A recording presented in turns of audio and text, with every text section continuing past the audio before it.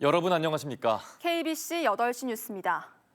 오늘도 첫 소식은 붕괴 사흘째를 맞고 있는 광주 화정동 아파트 사고 소식입니다. 현장에서 실종자로 추정되는 한 명이 발견됐지만 실종자 주변에 잔해물이 많이 쌓여 있어 아직까지도 구조가 이루어지지 못하고 있습니다. 신원과 생존 여부도 확인되지 않고 있습니다. 조윤정 기자가 보도합니다. 실종자 한 명이 처음 발견된 건 오늘 오전 11시 14분쯤. 발견된 장소는 아파트 건설 현장 지하 1층 계단 난간 근처였습니다. 내시경 장비를 동원해 정밀 수색에 나섰던 구조대원이 콘크리트 잔해를 치우다 실종자를 찾았습니다. 네, 정밀 수색, 그래서 첨단 장비를 활용해서 층별로 하나씩 정밀 수색을 한 것이죠. 그래서 한 과정에서 1층, 지하 1층 난간 쪽에서 발견이 된 것입니다. 하지만 실종자 주변에 콘크리트 더미가 잔뜩 쌓여 있어 9시간 넘게 구조가 이뤄지지 못하고 있습니다.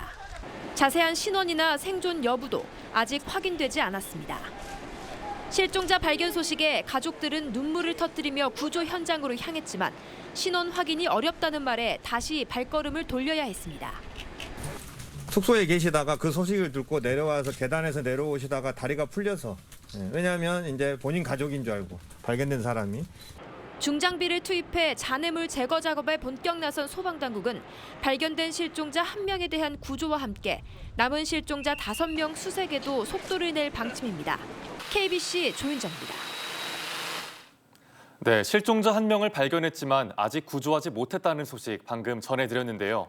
소방당국 등이 오늘 밤에도 계속해서 수색과 구조 작업을 이어가기로 했는데 현재 상황은 어떤지 현장에 나가 있는 취재기자 연결합니다. 박승호 기자 전해주시죠. 네, 현대산업개발 아파트 신축공사 붕괴 사고 현장에 나와 있습니다. 사고 발생 사흘째지만 기다리던 실종자의 구조 소식은 아직까지 들리지 않고 있습니다. 광주소방 등 실종자 구조 관계기관들은 오늘 야간에도 수색과 구조 작업을 계속 이어가고 있는데요. 지난 이틀간의 안전검사에서 수색이 가능하다는 판단을 내렸고 골든타임도 시시각각 줄고 있는 만큼 야간 작업도 강행하게 한 것으로 보입니다. 다만 밤사이에도 광주에 눈이 내릴 것으로 예보돼 작업에 적지 않은 어려움이 예상됩니다.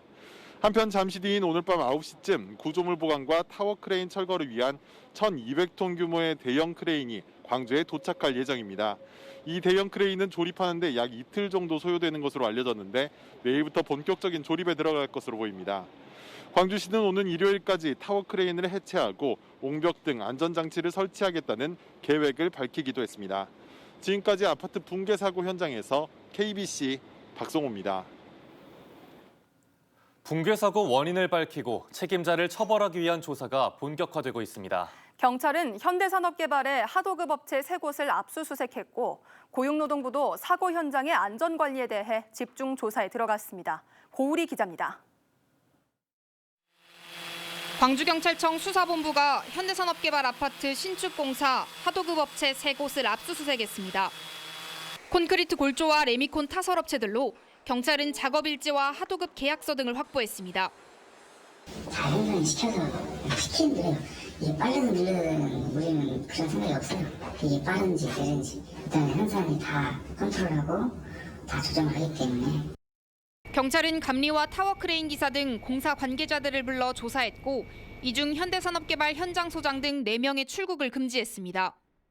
콘크리트 강도, 무리한 공법, 짧았던 양생기간 등 붕괴 원인으로 제기된 여러 의혹들을 하나하나 확인해 나갈 계획입니다. 관계 당국도 본격적인 조사에 나섰습니다.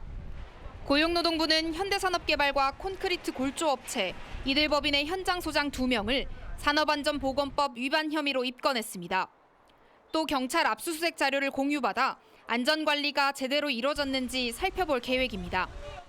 광주시도 산하 모든 기관에서 발주하는 사업에 현대산업개발이 참여하지 못하도록 막는 방안을 검토하고 있습니다. 아울러 앞으로 우리 시가 추진하는 사업에 대해 일정 기간 현대산업개발 참여를 배제하는 방안도 법률적으로 검토하겠습니다. 국토교통부도 조사위원회를 구성해 오는 3월까지 아파트 설계와 시공 등 사고의 구조적 원인에 대한 조사에 나섭니다. KBC 고울입니다. 광주 화정동 아파트 외벽 붕괴 사고 발생 10분 전 최상층에서 작업 중이던 근로자가 찍은 영상을 KBC 광수방송이 입수했습니다. 이 영상이 사고 원인을 규명하는 열쇠가 될지 주목됩니다. 신민지 기자의 보도입니다. 둔탁한 소리와 함께 콘크리트 거푸집이 쩍하고 입을 벌립니다.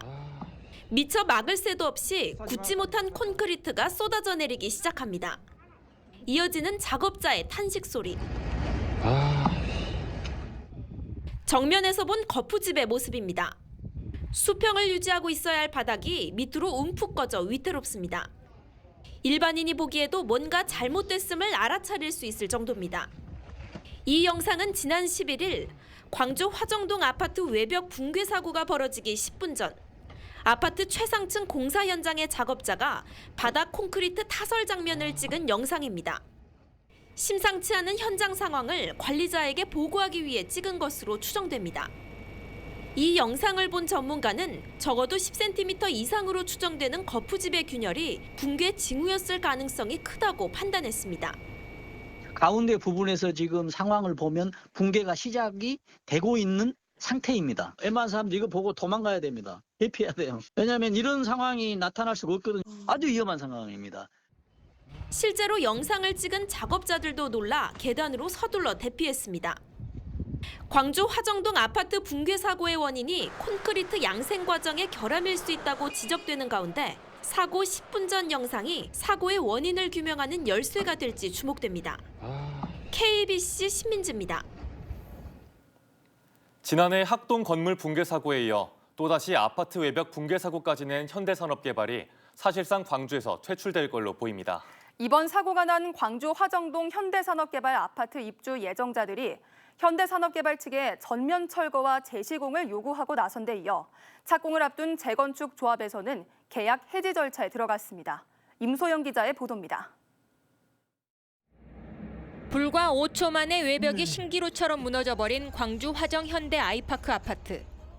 올 11월 입주를 준비 중이던 입주 예정자들은 망연자실한 상태입니다. 입주 예정자들은 붕괴된 201동뿐 아니라 1, 2단지 8개 동의 전면 철거 후 재시공을 현대산업개발 측에 요구하고 있습니다. 그 분양권을 취소를 해서 뭐 다른 아파트를 들어간다 이거 자체가 현재 말이 안 되는 거고 다른 아파트들이 너무 많이 올랐고 신혼부부 특별공급 같은 경우는 이미 지나서 신청조차 불가능한 경우가 생겼으니까. 붕괴 사고 여파는 광주시 내 현대산업개발의 다른 사업장으로 번지고 있습니다. 이곳은 현대산업개발이 주관사인 우남 3단지 재건축 현장인데요. 공사 중지 명령이 내려지면서 외부 가림막 설치도 못한 채 모든 공사가 중단됐습니다. 3월 초 착공을 앞뒀던 우남 3단지 재건축 조합은 현대산업개발에 대한 계약 취소 절차에 들어갔습니다. 지난해 학동 철거 현장 붕괴 사고로 이미 넉 달이나 공사가 지연됐는데 또다시 후진적인 사고를 낸 건설사를 믿을 수 없다는 겁니다. 모든 시공이나 이 시공사들하고 계약을 할 때는 신의에서 성실 시공하고 다 그렇게 했는데 기본적인 계약 자체가 너무 파기다 이것이. 신의가 이제 이미 무너졌다 한 번도 안. 연이어 충격적인 대형 인재를 낸 현대산업개발에 대해 이용섭 광주광역시장도 앞으로 광주시가 추진하는 모든 사업에서 배제할 것을 검토하겠다고 밝혔습니다. 시공능력평가 9위의 대형 건설사인 현대산업개발이 불과 7개월 사이 광주에서 연이어 대형 붕괴 사고를 내면서 불신의 대명사로 추락했습니다. KBC 임소영입니다. 광주 학동 건축물 붕괴 사고에 이어 이번 아파트 외벽 붕괴 사고도 원청사인 현대산업개발의 책임을 묻긴 쉽지 않아 보입니다. 안전사고 발생 시 사용자의 책임을 묻는 중대재해처벌법이 시행되기 전이기 때문인데요. 문제는 이 법이 시행된다고 해도 원청사보다는 실제 공사를 진행한 기업의 책임을 묻고 있어 법 개정을 요구하는 목소리가 커지고 있습니다. 정의진 기자의 보도입니다. 7개월 만에 또다시 광주에서 고개 숙여 사과한 현대산업개발. 저희 HDC 현대산업개발의 책임을 통감합니다. 너무나 부끄럽습니다. 그렇지만 17명의 사상자가 발생한 광주 학동 건축물 붕괴 사고에 이어 이번 아파트 외벽 붕괴 사고 역시 원청사인 현대산업개발은 법망을 피할 수 있게 됐습니다. 안전사고가 발생했을 때 사용자에게 책임을 묻는 중대재해처벌법이 오는 27일부터 시행되기 때문입니다. 법이 시행된다고 하더라도 원청사에 대한 책임 소재 여부는 불투명합니다. 중대재해처벌법에 따르면 사업주나 경영 책임자는 종사자에게 중대산업재해가 발생하지 않도록 해야 하지만 시설이나 장비 등에 대한 실질적인 책임이 있는 경우로 한정했습니다. 원청사에게 의무를 지우기보다는 하도급을 수주해 실제 공사를 진행한 기업에 책임을 묻고 있는 겁니다. 이제 그런 구체적인 문제에서 이제 경영 책임자에게 제대로 책임을 물어야 그래야 이제 실제로 이런 사고가 반복되지 않을 것이다라고 보기 때문에 이제 좀 경영 책임자의 책임을 더 강화하는 거. 개정안에는 중대재해 발생 시 인허가권이나 감독권을 가진 공무원에 대한 처벌 규정도 담겼습니다. 아파트 외벽 붕괴 사고가 발생한 지난 11일, 국회에서는 건축물 철거 현장의 안전성 강화를 위한 건축물 관리법 개정안이 처리됐습니다. 학동사고 재발을 막기 위함이었는데 같은 날 또다시 현대산업개발의 공사 현장에서 인재가 발생하면서 여전한 안전 불감증이 재확인됐습니다. KBC 정의진입니다.